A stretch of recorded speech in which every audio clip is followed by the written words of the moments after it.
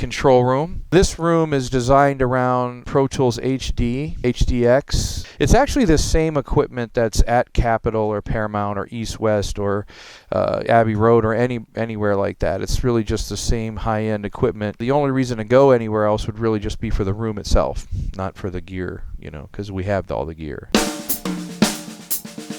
I'll do this quickly because this we could be here a week if you wanted to.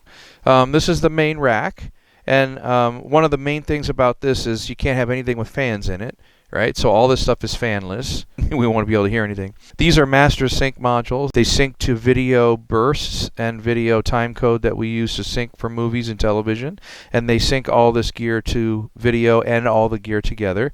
This is the audio interface for all the loop and sample design. It's an older interface, but it works great, 96K, and everything out of here comes through optical patch base into Pro Tools, and this is Pro Tools. Basically, these units here, these are the interfaces, and then this is it doesn't look like much, but all the computer cards are in there.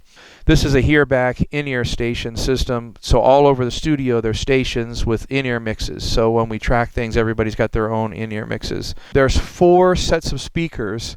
There's 2 different what's called near-field sets. This is a high-end Yamaha MSP10, the old standard NS10Ms, which everybody has. It's just a great reference for mixing. And then there's the JBL LSR series. Those are 12s with mids and horns. So there's 3 references there from midfields to the 2 near fields. And then there's a whole separate system of M Audio surround. And there's 3 in the front with a separate sub and then back. And we can switch between hearing any one of those at any time. Of course, the surround system is for when we mix around.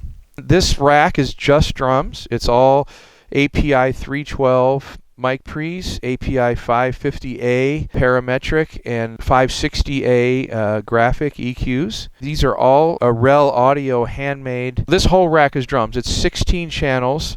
There's actually 18 channels there, but I use 16 channels, and it's just kind of set up for drums. Never really gets moved. The room mics are on these, and all the rest of the drums are on the other stuff. This is a pretty standard iMac because when you run HDX Pro Tools, we have all the cards, so the computer doesn't really do much. So you don't need like a monster computer. It's just kind of running almost like a basic program, right? And then the cards are doing everything. So we have an iMac, and then we have the Slate MTI touchscreen. So everything now, we used to have faders everywhere. Now it's all touchscreen, and you can have as many of these as you want, switch them, go up and down, but I like this one because you can dial through 40, 50, 60 channels just by sliding your finger. This rack is the controller rack. There's some extra EQs and mic pre's, Neve 1084s and 1272s. There's an LA2A, that's a classic compressor. My room mics are through these distressors here, and I just put a little compression on the room mics, and then there's a little bit of patch bass so I can get in and out. So this stuff is more for me when I'm playing percussion. I put another couple mics in, or orchestral percussion or world percussion. I mic some other things up if we have vocals or something. Here's the in-ear station. Those are all over the studio in every room. This is all loop and sound design. Huge sample library on this. A really powerful Macintosh laptop. And then I do a lot of programming on the MPC. Sometimes I bring in either the Roland pad or the Yamaha DTX multi-pad, and it depends on how much sort of dynamic interplay, if it needs to feel like I'm really playing it or if it needs to feel like it's programmed. Sometimes I'll play it on the pads, and sometimes I just play it here with the fingers or whatever. Really quick, up here we have a 55-inch HD screen, and that's showing the cameras from the tracking room.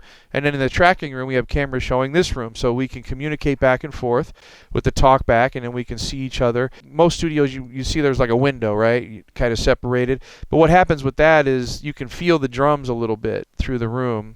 So you kind of think you're getting some bottom end and things that you're not getting. So this is great to be totally separated. The tracking room's down the hall, and we can see everything here and hear everything really clean. So let's go check out the tracking room, and then we'll go into the crazy drum area.